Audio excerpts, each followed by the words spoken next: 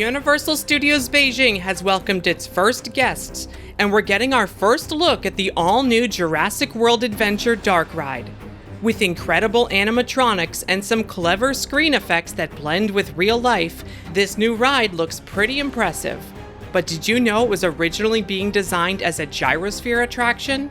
And had it stayed that way, it wouldn't have included its most impressive sequence, where the Indominus Rex chases you. Let's talk about how they pulled off that incredible chase scene, how the original vision for the ride would have been different, and why it changed. Jurassic World Adventure features a mix of impressive practical effects and animatronic figures, as well as some screen elements.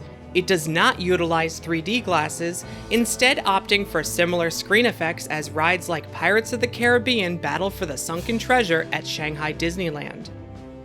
While the screen elements are impressive themselves and actually make an effort to blend with reality, yes, that is a screen-based Indominus Rex falling and transitioning to an animatronic figure when it lands, there's a moment in the middle of the ride that has the internet buzzing. There's a scene in the middle of the attraction where the escaped Indominus Rex chases the ride vehicle for 10 full seconds. While we move backwards along the track, she just keeps gaining on us, never relenting. Some out there initially thought that this must be a screen, but it is definitely a practical sequence. Think it'll scare the kids? The kids? This'll give the parents nightmares. The rumored track layout reveals that this scene has us traveling around a circle of track, with the I-Rex likely traveling along the inside of the circle like a murderous carousel. As we break away, the Rex probably resets by completing the rotation, ready for her next attempt to make lunch out of a ride vehicle full of passengers. Jurassic World Adventure uses the same type of ride system as The Amazing Adventures of Spider-Man and Transformers the Ride 3D. It is a motion-based ride vehicle that runs along a track.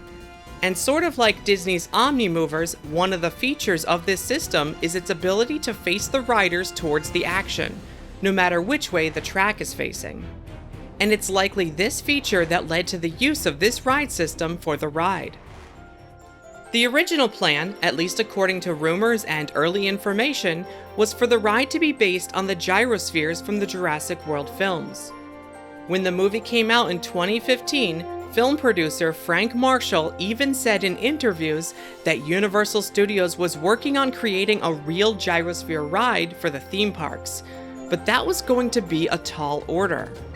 A bit of Hollywood make-believe, the gyrospheres themselves don't really exist. Special effects were used to make the sequences in the films, so they never needed the technology to actually work. But when ride designers were tasked to make a real gyrosphere in 2015 for Universal Studios Beijing, how did they plan to accomplish it? Before settling on the Spider-Man vehicles, the attraction was going to utilize a suspended ride system instead. Riders would board a 6-person gyrosphere-type ride vehicle, which would look as though it is rolling along the ground, but in fact would be suspended by multiple cables. The individual cables would be attached to a moving apparatus along a track on the ceiling. These cables could be pulled individually, creating tilting and rocking motions, or be pulled all together up and down as it moves through the ride scenes. One of the downsides to this patented ride system would be just how much more of a viewable area the riders could see, especially compared to the Spider-Man cars, which focus your attention to wherever it is pointed. As a result, show scenes for the original version of Jurassic World Adventure would have been much larger, and therefore, there would have been half as many scenes on the ride, even though the building would be the same size. Another issue may have also had to do with the sightlines. With several cables suspending the ride vehicle from the ceiling, and most of the attraction's focal points being tall dinosaurs, the supports themselves may have gotten in the way. Or the track along the ceiling may have been too difficult to hide. Suspended rides are great for scenes where riders are looking down, like Peter Pan's Flight or E.T. Adventure. but maybe not so much for making us believe that we're rolling along the ground surrounded by dinosaurs overhead. The incredible-looking chase scene wasn't possible with the original setup at all. Instead, the ride would have us pass by the dinosaurs at different points beside us, but not be chased by them. Capacity may have been a factor as well, with the suspended vehicles holding half as many passengers as the system they ended up going with. We're not exactly sure why, but the original ride concept was scrapped in favor of a somewhat modified version of the existing Spider-Man system. The layout was changed to account for the new ability to turn the cars to face the action. Smaller scenes were added between the larger set pieces, and of course, we got that incredible chase sequence added as well.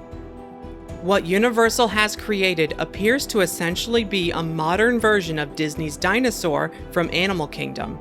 And just like how that ride utilized the existing motion-based ride track system from Indiana Jones Adventure, so has Jurassic World Adventure reinvented the way they've used the scoop vehicles from Spider-Man, and to impressive results. There were rumors that the Jurassic World land from Beijing, including this new ride, could have been coming to Orlando's upcoming new theme park, Epic Universe, before that park was even announced. We may never know if those rumors were true or not, and if the cancellation of the Gyrosphere technology may have led to the change if so. But now that we have our own Jurassic World attraction in the form of Velocicoaster, it's certainly looking like it won't be coming to Epic Universe. That's all for now, but be sure to check out the Unbuilt playlist for more stories of how attractions changed and evolved from their initial concepts. If you like what we do, consider joining our Patreon for early access and exclusive content. Thanks for watching. See you next time.